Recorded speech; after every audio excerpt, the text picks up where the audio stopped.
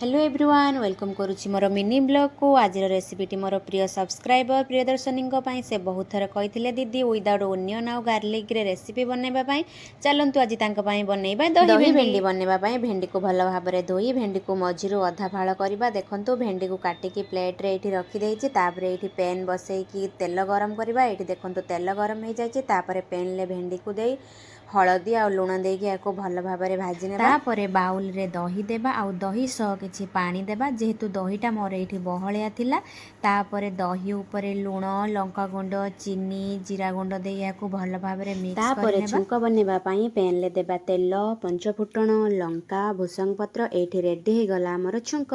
दही रे छुंक को देई भाजी रखिथिबा भेंडी को देई गोळै देबा रेडी हे गला दही भेंडी प्रियदर्शनी पई कमेंट रे कहबे केमिति हेछि आ मु नेक्स्ट रेसिपी कौन करी सेटा मध्य कमेंट रे आपण कहबे रहिले जय जगन्नाथ।